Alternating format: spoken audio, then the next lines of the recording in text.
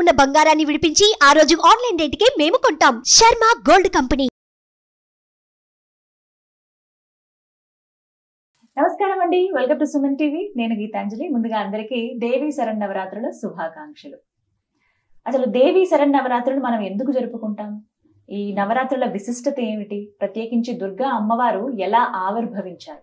ఈ వివరాలు తెలుసుకుందాం. అలాగే నవరాత్రులు ఏ విధంగా మనం జరుపుకోవాలి? అఖండ దీపం వెలిగించాలా, కలశం పెట్టాలా, ఏ రోజున కదపాలి, అసలు ఈ 9 రోజుల పాటు ఎలాంటి నియమాలు పాటించాలి, వీటి గురించి వివరించేందుకు ప్రస్తుతం మనతో పాటు ఉన్నారు శ్రీ విద్యా ఉపాసకురాలు, లలిత పరివార్ ఫౌండర్, అలాగే ఎంతో మందికి లలిత ఎలా చదవాలి అనేది నేర్పిస్తున్నారు ఆన్లైన్ కోర్సుల ద్వారా. వారు ఉండడం రాయ్పూర్లో ఉన్నప్పటికీ భారతదేశంలో ఉన్న చాలా మందికి, ఇతర దేశాల్లో ఉన్న వాళ్ళకి కూడా ఆన్లైన్ ద్వారా నేర్పిస్తున్నారు. వారే అరుణా పేరి అమ్మగారు. వారితో మాట్లాడదాం, మరిన్ని వివరాలు తెలుసుకుందాం. అమ్మ నమస్కారం. శ్రీమాత్రే నమః. శ్రీమాత్రే నమః. ఎలా ఉన్నారమ్మా? బాగున్నానమ్మా. ముందుగా దేవీ శరన్నవరాత్రుల శుభాకాంక్షలు. మీకు కూడా నమ్మ శుభాకాంక్షలు. ధన్యవాదాలు చెబుతూ, మొదటి రోజున అమ్మవారు, ఈ నవరాత్రుల్లో మొదటి రోజు అమ్మవారు ఏ రూపంలో మనకి దర్శనమిస్తారు? అందరికంటే ముందు మనం అమ్మవారి దర్శనము, నవరాత్రుల తొలి రూపం తలుచుకునే ముందు అసలు నవరాత్రులు అంటే ఏమిటి, రాత్రిని ఎందుకన్నారు అది తెలుసుకోవాలి ముందు. రాత్రి అంటే దేనికి సంకేతము? అంధకారము, చీకటి. చీకటి అంటే మనలో ఉన్న అజ్ఞానం. తో ఈ 9 రోజుల్లోనూ అమ్మవారు ఈ నవరాత్రులు 9 రూపాల్లో వచ్చి మనలో ఉన్న ఆ అజ్ఞానాన్ని అమ్మవారు తీసేస్తుంది. అందుకే దానిని నవరాత్రులు అని చక్కగా సంబోధించారనమాట. 9 రూపాల్లో అమ్మవారిని మనం పూజిస్తాము, కొలుచుకుంటాం, పూజిస్తాము. అందరికంటే ముందు యా దేవీం సర్వభూతేషు శక్తి రూపేణ సంస్థిత నమస్తస్యై నమస్తస్యై నమస్తస్యై నమో నమః. అమ్మవారు శక్తి స్వరూపిణి. ఈ 9 రోజుల్లోనూ అమ్మవారిని మనము వివిధ రూపాల్లో కొలుచుకుంటాము. దీనిని దుర్గా నవరాత్రులు అంటాము. వేరు వేరు పద్ధతులను బట్టి, వేరు వేరు మందిరముల్లోనూ వాళ్ళ పద్ధతుల్ని బట్టి ఆ రూపాలని కొలుస్తారు. అమ్మవారి యొక్క రూపాలని, అలంకరణలు కూడా వేరువేరుగా ఉంటాయి. అందరికంటే ముందు ఇది దుర్గా నవరాత్రులు అని, దుర్గమ్మ వారు అని ఎందుకు మనం ఆ దుర్గా నవరాత్రులు అంటున్నాము? దాని వెనకాల ఒక చిన్న తెలుసుకునే కథ ఉంది. చెప్పండి. ఈ దుర్గా అమ్మవారు ఎలా ఆవిర్భవించారు అది మనకు తెలుసుకోవాలి కదా. ఈ దుర్గా అమ్మవారు మనకి ఆవిర్భవించడానికి వెనకాల ఉన్న కథ ఏంటంటే, 2 రాక్షసులు ఉండేవారు. రంభుడు, కరంభుడు అనే 2 రాక్షసులు ఉండేవారు. వారు పుత్ర సంతానం గురించి చాలా తపస్సు చేస్తారు. రంభుడేమో అగ్నిదేవుని తపస్సు చేస్తాడు, కరంబుడేమో నీళ్లలో నుంచి తపస్సు చేస్తాడు. ఆ కరంబుడిని మొసలి పట్టుకుని సంహరిస్తుంది.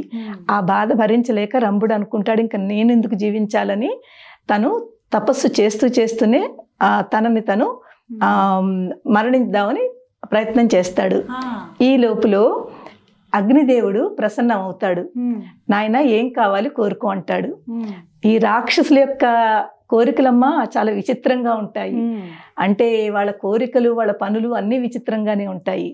ఈ రంభుడు అంటాడు, నాకు పుత్ర సంతానం కావాలి, అజేయుడు అవ్వాలి, మహా పరాక్రమశాలి, బలవంతుడై ఉండాలి, అలాంటి పుత్రుడు కావాలి అని కోరుకుంటాడు. అగ్నిదేవుడు తథాస్తు అంటాడు. ఈ రంభుడు అక్కడి నుంచి బయలుదేరేస్తాడు. అగ్నిదేవుడు ఇంకొకటి చెప్తాడు, ఎవరి మీదైతే నీ తొలి కామదృష్టి దేని మీద పడుతుందో దాని ద్వారా నీకు పుత్ర సంతానం కలుగుతుంది.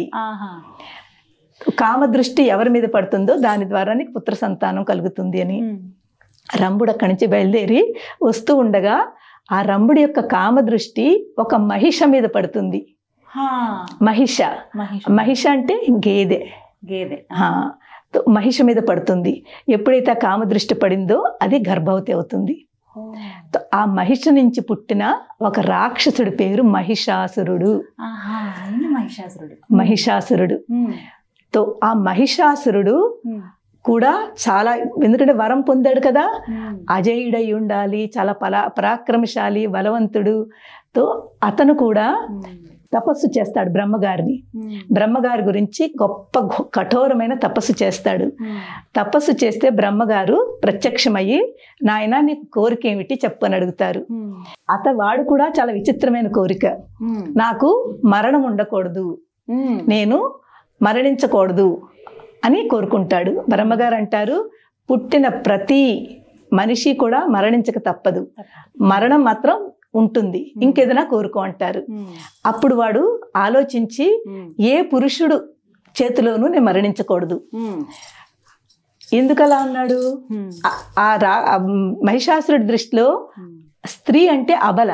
స్త్రీ ఏమిటి చంపుతుంది? స్త్రీలో శక్తులు ఏముంటాయి? చేయలేదు కదా. స్త్రీ అబల కాబట్టి దానిలో ఏ శక్తి ఉండదు. అందు గురించి స్త్రీని వదిలేశాడు. స్త్రీ మాట ఎత్తకుండా ఏ పురుషుడి చేతిలోనూ నేను మరణించకూడదు అని కోరుకుంటాడు. బ్రహ్మగారు వరం ఇస్తారు. అప్పటి నుంచి ఇంక వాడిలో ఒక రకమైన గర్వము, పౌరుషము, కోపము అన్నీ పెరిగిపోతాయి. ఎందుకంటే మంచి వరం దొరికింది, ఎవరినైనా తను సంహరించచ్చు, ఎవరి మీదైనా జయం పొందొచ్చు. సో ఏం చేస్తాడు? పూర్తి స్వర్గాధిపతి అయిన ఇంద్రుడి మీదకి, దేవతల మీదకి అతను వెళ్తాడు. వెళ్ళి అందరినీ కూడా చాలా కష్టాలు పెడతాడు, చాలా బాధలు పెడతాడు. ఆ స్వర్గాన్నంతా కూడా తను ఆధిపత్యం తీసేసుకుంటాడు. ఇంద్రుని ఓడించి స్వర్గాన్ని తన చేతిలోకి తీసుకుని అక్కడ స్వర్గాధిపతి కింద కూర్చుంటాడు. పాపం ఈ దేవతలందరూ కూడా చాలా బాధపడుతూ, ఎందుకంటే వాళ్ళ దగ్గర ఏ పోస్టు లేదు, ఏ పొజిషను లేదు. అందరూ కూడా ఏమీ లేకుండా ఈ బ్రహ్మగారి దగ్గరికి, విష్ణువు దగ్గరికి, శివుడి దగ్గరికి వస్తారు. ముగ్గురిని ప్రార్థిస్తారనమాట, మాకు ఇలాగా జరుగుతోంది, మీరు ఏదైనా మాకు దారి చూపించండి, మా ప్రార్థనను మన్నించి మాకు ఒక చక్కటి దారి చూపించండి అని మొక్కుకుంటారు. ఎప్పుడైతే శివుడు, బ్రహ్మగారు, విష్ణువు ఇదంతా చూస్తున్నారో పూర్తి బ్రహ్మాండం అంతా అల్లకొల్లోలం అయిపోయింది. అందరినీ కూడా ఎలాగ బాధ పెట్టాలో అస్తవ్యస్తం చేసేసాడు బ్రహ్మాండాన్ని. ఇంకా నేను తప్ప ఇంకెవరూ లేరు అనే స్థితికి వచ్చేసారనమాట. అప్పుడు బ్రహ్మ, విష్ణు, మహేశ్వరు ముగ్గురు కూడా ఆలోచించి వాళ్ళ తపోశక్తి నుంచి ముగ్గురు 3 శక్తి తీసుకొచ్చి ఒక స్త్రీ కింద సృష్టించారు, ధారపోసారు. వాళ్ళ ముగ్గురు శక్తి ధారపోసి ఒక స్త్రీ సృష్టించారు. ఆ స్త్రీవే దుర్గమ్మవారు.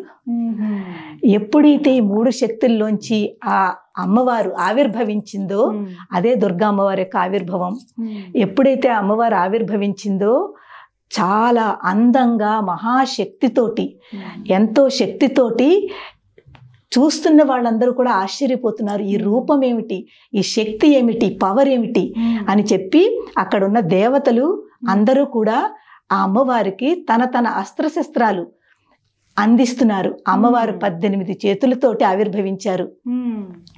బ్రహ్మగారు, విష్ణు అందరూ కూడా తనకి అస్త్రశస్త్రాలు ఇస్తున్నారు. అలాగే దేవతలందరూ కూడా అమ్మవారికి అస్త్రశస్త్రాలు ఇచ్చి పంపిస్తున్నారు. అమ్మా, నీ ఆవిర్భవము మహిషాసురుడనే రాక్షసుడిని వధించడానికి జరిగింది. నువ్వు తప్పకుండా తన మీద యుద్ధం చేసి నువ్వు ఆ యుద్ధం మీద విజయం పొందాలి అని చెప్పి ఆశీర్వచనం ఇచ్చి అమ్మగారికి చెప్తారు. ఆ దుర్గమ్మవారు ఏం చేస్తుంది? గట్టిగా నవ్వుతుంది. అంటే తన యొక్క ఆనందాన్ని బయటికి చూపిస్తుంది. దేని గురించి వచ్చిందో, ఎందుకంటే మహిషాసురుడనే అలాంటి రాక్షసుడిని తను వధ చెయ్యాలి. ఆ శక్తి స్వరూపము ఆవిడ ఒక గొప్పగా చక్కగా హాస్యం చేసి నవ్వుతుంది అనమాట. ఎప్పుడైతే నవ్విందో ఈ మహిషాసురుడికి ఆ నవ్వు వినిపిస్తుంది. ఇక్కడ నేను తప్ప ఇంకెవ్వరు మాట్లాడే శక్తి, మాట్లాడే ధైర్యం ఎవరికీ ఉండదు కదా. అటువంటిది ఇక్కడ ఈ నవ్వు ఎక్కడి నుంచి వస్తుంది, ఎవరు నవ్వుతున్నారు ఈ నవ్వు అని తన దూతల్ని పంపుతాడు. ఆ దూతలు వచ్చి చూసి అమ్మవారి యొక్క రూపాన్ని, సౌందర్యాన్ని, ఆవిడ యొక్క శక్తిని చూసి ఆశ్చర్యపోయి వెళ్ళి చెప్తారు. ఒక స్త్రీ రత్నం అంటారు వాళ్ళు దాన్ని. ఒక స్త్రీ రత్నాన్ని చూసాము, చాలా శక్తితోటి ఉంది, చాలా సౌందర్యంతో ఉంది, ఆవిడ యొక్క నవ్వే మనకు వినిపిస్తోంది అది. మళ్ళీ దూతల్ని పంపిస్తాడు. ఆ దుర్గమ్మవారిని ఎలాగైనా తీసుకురా అంటే, దుర్గమ్మవారు కాదు, ఆ స్త్రీ శక్తిని తీసుకురా అని పంపిస్తారు. పంపించేసరికి అమ్మవారి దగ్గరికి వచ్చి వాళ్ళు చెప్తారు, ఇలాగ మా రాజు ముల్లోకాలకి అతను రాజు, ఇప్పుడు ఆయన తప్ప ఇంకెవరూ లేరు, అలాంటి వారు మిమ్మల్ని పిలుస్తున్నారు, మిమ్మల్ని వివాహం చేసుకుంటారట, రావాలని అడుగుతారు, కోరతారు.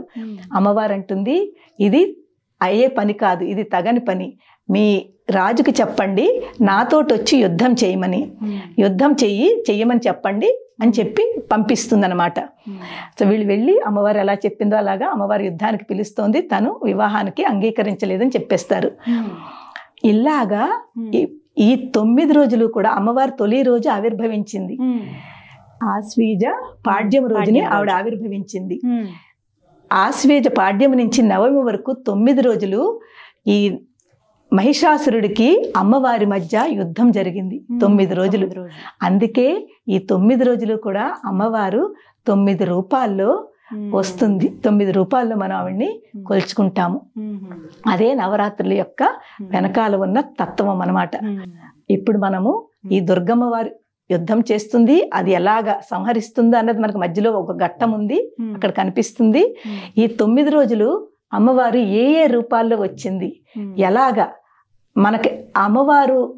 ఇక్కడ ఇంకొకటి విషయం అర్థం చేసుకోవాలి, అమ్మవారు భగవత్ తత్వం పరంగా ఆధ్యాత్మిక పరంగా ఏది జరిగిందో ఆవిడంతా మనం తెలుసుకుంటాము. కానీ మన వైపు కూడా ఆలోచించుకోవాలి, అమ్మవారు మనకి ఏం చెప్తోందా, ఏ మెసేజ్ ఇస్తోందా, మనలో మనం ఏం చెయ్యాలి. అమ్మవారు చేస్తున్న 2 కోణాలు, ఒక కోణం అమ్మవారి తరఫు నుంచి అయితే, రెండో కోణం మన తరఫు నుంచి ఆలోచించుకోవాలి. అప్పుడే దాని యొక్క ఆ భావన, మనం చేస్తున్న పూజకి అర్థము. అంతేకాని దుర్గా నవరాత్రుల్లో ఒక పుష్పం పెట్టేశాము, ఒక అక్షంతలు వేసేసాము, ఇది కాదు. అర్థం చేసుకోవడము, ఆ తత్వం వెనకాల మనకి ఏమిటి మెసేజ్ దొరుకుతోంది, దానిని మనం ఎలా పాటిస్తున్నాము, ఈ 9 రోజులు ఎలా మనం పాటిస్తున్నాము. ఎప్పుడైతే ఇది తెలుసుకుని, ఈ అర్థం తెలుసుకుని పూజ చేస్తామో తప్పకుండా పూజ ఫలిస్తుంది.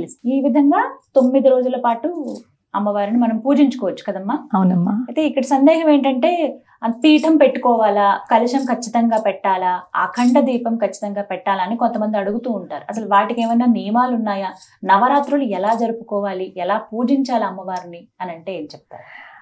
చూడండి అమ్మ, చాలా మంచి ప్రశ్న వేశారు.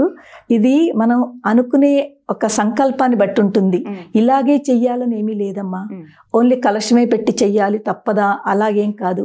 పీఠం పెట్టాలా, అది కూడా కంపల్సరీ కాదు. కానీ దేవి ఉపాసకులని వాళ్ళు ఉంటారు, వాళ్ళకి ఆల్రెడీ వాళ్ళ పూజా విధానం ఉంటుంది. దాన్ని బట్టి నవరాత్రుల్లో వాళ్ళు ఈ 9 రోజులు నేను ఉపవాసం ఉంటాను, నేను ఇలా చేస్తాను అని వాళ్ళు సంకల్పించుకుంటారు పూజ ముందు. అలా చేస్తారు వాళ్ళు.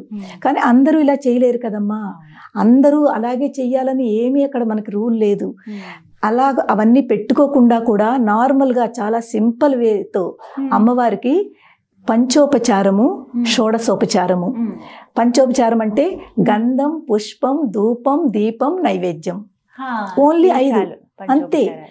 ఈ 5 అమ్మవారి అంటే మనం ఏ అమ్మవారైనా కూడా అమ్మ గంధం సమర్పయామి, మంత్రాలు కూడా అక్కర్లేదమ్మా. పుష్పం సమర్పయామి, ధూపం సమర్పయామి, దీపం సమర్పయామి, నైవేద్యం. చక్కగా పెట్టేది కూడా భక్తితోటి. అమ్మవారి భక్తిని చూస్తుంది, మీరు ఎంతలా చేస్తున్నారని చూడదు, భక్తి చూస్తుంది. అలా చేస్తూ పంచోపచార పూజ అయిపోయింది. చక్కగా అష్టోత్తరము చేసా. మనకు 9 రోజులు 9 అలంకారాలు అమ్మవారిని మనం పూజిస్తాము. తొలి రోజు బాలా త్రిపుర సుందరి, అలాగే రెండో రోజు మనకి దుర్గమ్మవారి, అలా పూజిస్తాం కదా. అష్టోత్తరాలు ఉన్నాయి, అన్నింటికి ఉన్నాయి. బాలా త్రిపుర సుందరి అష్టోత్తరము, వీలుంటే అష్టోత్తరం చదువుకోండి. అది కూడా లేదనుకోండి, చాలా చిన్నది. ప్రథమం శైలపుత్రీ చ, ప్రథమం శైలపుత్రీ చ, ద్వితీయం బ్రహ్మచారిణి, ద్వితీయం బ్రహ్మచారిణి, తృతీయం చంద్రఘంటేతి, తృతీయం చంద్రఘంటేతి, కూష్మాండేతి చతుర్థకం, కూష్మాండేతి చతుర్థకం, పంచమం స్కందమాతేతి, పంచమం స్కందమాతేతి, షష్టం కాత్యాయనీతి చ, షష్టం కాత్యాయనీతి చ, సప్తమం కాళరాత్రీతి, సప్తమం కాళరాత్రీతి, మహాగౌరీ చమష్టమం, మహాగౌరీ చమష్టమం, నవమం సిద్ధదాత్రీ చ, నవమం సిద్ధదాత్రీ చ, నవదుర్గాం ప్రకీర్తితాః. నవదుర్గాం ప్రకీర్తితాః. ఈ శ్లోకం అమ్మ అంటే ఈ 9 రోజుల్లోనూ 9 రూపాల్లో అమ్మవారు వస్తుంది. ఇలా ఈ శ్లోకం చదువుకుంటే చెప్పలేని ఎనర్జీ, ఆ పవర్ అంతా మనలో వస్తుంది. చదువుకుంటేనే ఎనర్జీ వచ్చేస్తుంది. అంటే 9 రోజులు ఒక్క శ్లోకం చదువుకున్నా చాలమ్మా. మీకు ఇంకెక్కువ పూజలు దీని గురించి కాకుండా చాలా మందికి మంత్రాలు రావు కదా. సో ఇవన్నీ కూడా కుదరదు. పాపం సిక్ పీపుల్ ఉంటారు, వాళ్ళు ఇవి కూడా చేయలేరు. వాళ్ళకి ఒక చిన్న ఒక్క నామము, ఒక మంత్రము, ఓం దేవి. మనకి తొలి రోజు ఏమిటి, బాలా త్రిపుర సుందరి కదా. ఓం దేవి బాలా త్రిపుర సుందరి అయి నమః. అంతే. ఏ రోజు దారు ఓం దేవి బాలా త్రిపుర సుందరి అయి నమః. అలాగా అనుకుంటే చాలు ఏమ్మా. ఇంత సింపుల్ గా మనం చేసుకుని మనం అనుకునే దాన్ని బట్టి ఉంటుంది. మన ఆరోగ్య అంటే మన శరీరం ఎంత సహకరిస్తుందో అంతే చెయ్యాలమ్మా. కుదిరితే చక్కగా కలశం పెట్టుకుంటారమ్మా. 9 రోజులు కలశం పెట్టుకునే ఆనమైతుంది. అఖండ జ్యోతి అంటే 9 రోజులు కూడా అది పూర్తిగా చక్కగా జాగ్రత్తగా వెలుగుతూ ఉండేలాగా 24 గంటలు రాత్రి కూడా వెలుగుతూ ఉండేలాగా అఖండ జ్యోతి పెట్టుకుంటారు. అలాగే అమ్మవారిని ఇలాగా 9 రోజులు కూడా అలంకరిస్తారు. ఒక్కొక్క రోజును ఒక్కొక్క అలంకరణతో అలంకరిస్తారు. అలంకరించి చక్కగా నైవేద్యం అది పెడతారు. అది పద్ధతుల్ని పెట్టి, కానీ అలాగే చెయ్యాలని మాత్రం లేదు తల్లి. నేను చెప్తున్నాను కదా, భక్తితోటి ఒక పుష్పం పెట్టి ఒక నామం చదవండి. ఏమీ రాకపోతేనమ్మా అందరూ అమ్మవారే కదా. శ్రీమాత్రే నమః, శ్రీమాత్రే నమః, శ్రీమాత్రే నమః. అంతేనమ్మా. నిజం చెప్తున్నాను. నేను చాలా మందికి మా క్లాసెస్లో ఇదే చెప్తాను. అమ్మ మీరు ఏమీ రాదని బాధపడద్దు. ఇలాగే శ్రీమాత్రే నమః అదొక్కటి వచ్చుకోండి చాలు, ఇంకేం అక్కర్లేదు. అంతకంటానమ్మా, అంతా ఆవిడే కదా. ఈ 9 రోజులు కూడానమ్మా అమ్మవారు ఆవిర్భవించిన రోజు నుంచి ప్రకృతిలో దివ్యమైన శక్తులు ఉంటాయి. ఎంత చక్కటి ఆ శక్తులు ఉంటాయంటే, ఎందుకంటే ప్రకృతి అంటేనే అమ్మవారు. 9 రోజులు కూడా ఆ శక్తులు ఎంత ఎక్కువ యాక్టివ్గా ఉంటాయి, చాలా యాక్టివ్గా ఉంటాయి. ఎప్పుడైతే మనం ఇంట్లో ఒక దీపం పెట్టి అమ్మవారి నామస్మరణ చేస్తున్నామో ఆ బయట ఉన్న ప్రకృతికి మన ఇంట్లో మనకి ఆ కనెక్టివిటీ పెరుగుతుంది, కలుస్తాయి. ఇక్కడ ఉన్న ఈ శక్తులు మనం ఏదైతే మంత్రాలతో చేస్తున్నామో ఆ మంత్రాల నుంచి వచ్చే వైబ్రేషన్స్ శక్తి బయట శక్తులు కలుస్తాయి. కలిసి పూర్తి ఆ వాతావరణం అంతా కూడా చాలా శక్తివంతం అయిపోతుంది. మనకి, మన సొసైటీకి, మన రాష్ట్రానికి అంతా కూడా చాలా మంచి పాజిటివిటీ తీసుకొస్తుంది. అదనమాట చేయటం వల్ల ఇవన్నీ. అంతమా ఒక సందేహం, ఒకవేళ ఇలా కనీసం పీఠం కూడా పెట్టలేకపోయామండి, ఫోటోకి కూడా మేము పూజించుకునే అవకాశం లేదు అనేవాళ్ళు ఉట్టిగా ఉపవాసం ఉంటే చాలా, ఆ 9 రోజులు ఎలా చేసుకోవాలి? మానస పూజ. ఎంత చక్కటి క్వశ్చన్ అడిగారు. మానస పూజ ఇవేమీ అక్కర్లేదమ్మా. ఇక్కడుంది అమ్మవారు, ఇక్కడుంది. మీరు ఏమి ఫోటో వద్దు, పువ్వులు వద్దు, అలంకారాలు వద్దు, నైవేద్యాలు వద్దు. ఇక్కడ మానస పూజ చేసుకోవాలి. ఇక్కడ పంచోపచార పూజ కూడా ఇక్కడే జరుగుతుందమ్మా. ఇది చాలా తక్కువ మంది చెప్తారు. నేనైతే మానస పూజ ఎక్కువ చేస్తాను. చాలా ఈ పూజల కంటే ఈ పూజలకి ఎక్కువ ప్రాధాన్యత ఇయ్యను, కానీ మానస పూజ చాలా చేస్తాను. ఏంటంటే ఇది పృథ్వీతత్వము, మనకి మూలాధార చక్రం. లం పృథ్వీతత్వాత్మికాయై శ్రీ లలితా మహాత్రిపుర సుందరి దేవ్యై నమః గంధం సమర్పయామి. ఇక్కడి నుంచి గంధం అర్పిస్తాను. దాని తర్వాత హం ఆకాశతత్వాత్మికాయై శ్రీ లలితా మహాత్రిపుర సుందరి దేవ్యై నమః పుష్పం సమర్పయామి. యం వాయుతత్వాత్మికాయై శ్రీ లలితా మహాత్రిపుర సుందరి దేవ్యై నమః ధూపం సమర్పయామి. రం తేజో తత్వాత్మికాయై శ్రీ లలితా మహాత్రిపుర సుందరి దేవ్యై నమః దీపం సమర్పయామి. వం అమృత తత్వాత్మికాయై శ్రీ లలితా మహాత్రిపుర సుందరి దేవ్యై నమః అమృత నైవేద్యం సమర్పయామి. సం సర్వతత్వాత్మికాయై శ్రీ లలితా మహాత్రిపుర సుందరి దేవ్యై నమః తాంబూలాది సర్వోపచారం సమర్పయామి. అయిపోయింది అమ్మవారి పూజ. ఎంత సింపుల్ గానో. మీ దగ్గర ఏమీ లేవు, అస్సలేం అక్కర్లేదు. మనలో ఉన్న ఈ ఏదైతే మన ఇంద్రియాలు ఉన్నాయో, మన చక్రాలు ఉన్నాయో, ఇక్కడే అమ్మవారు ఉంది. తో ఒక్కొక్క ఇంద్రియంతో అమ్మవారికి సమర్పణ. ఎంత ఇలా ఈజీ చేసుకుంటే చెప్పండి, చాలమ్మా. చాలమ్మా. దానికంటే ఎక్కువ ఫలితం దీనికి కలుగుతుంది. ఆహా. నన్ను నమ్మండి, చాలా ఎందుకంటే బాగా నేను చెప్పారు. చేస్తాను. నాకు ఈ పూజతోటి ఎక్కువ నాకు ఆ అమ్మవారి యొక్క కనెక్టివిటీ పెరుగుతుంది. అంటే ఇలా ఎప్పుడైనా ఏ సమయంలో అయినా ఇలా చేసుకోవచ్చా? తప్పకుండా నేను ట్రైన్ లో కూడా ఇలా చేస్తాను. ఎందుకంటే ట్రైన్ లో ఇవన్నీ ఉండవమ్మా. జర్నీలో ఉంటాను, ఫ్లైట్ లో ఉంటాను, ఇవేమి ఉండవు మనకి. మనం తప్పకుండా మన లోపల ఉన్నదే అమ్మవారికి మనం సమర్పించుకుంటూ భక్తితోటి, ఆవిడ చూసేది ఇదే చూస్తుంది, ఇవన్నీ ఆవిడకి అక్కర్లేదు, నువ్వు ఎంత భక్తితో చేస్తున్నావు అన్నది కావాలి. చక్కగా ఇలా అయితే చాలా చక్కగా చాలా చేసుకోవచ్చు నవరాత్రులు ఇది అమ్మవారి. ఇవన్నీ పోనీ లవం పృథ్వీతత్వాయకు ఇవన్నీ అనుకోవడం కూడా రాదనుకోండి.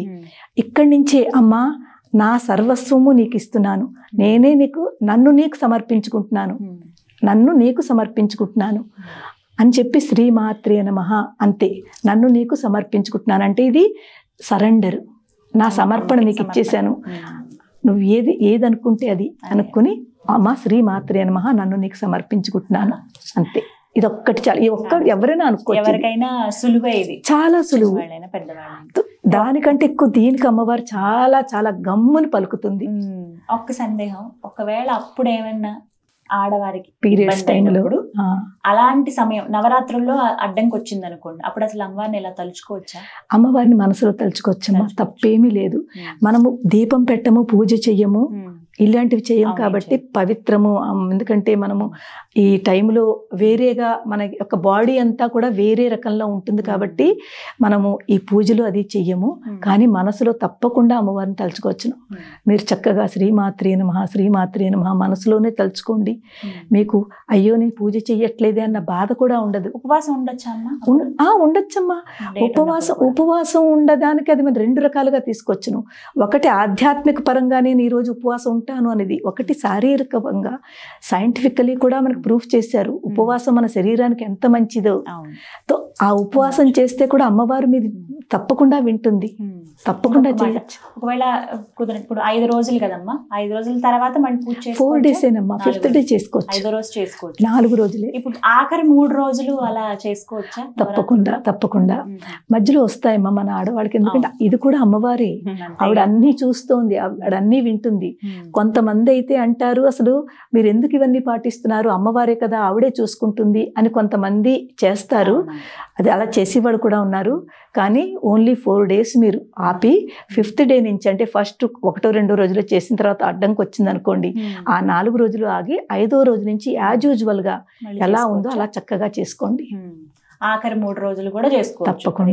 తప్పకుండానమ్మా. మీకు ఈ 9 రోజులు కూడా ఫలితం దక్కుతుంది. ఎందుకంటే అడ్డంకు మనం కావాలని అనుకుంది కాదు, అది బై నేచురల్ గా వచ్చింది, అమ్మ ఇచ్చింది.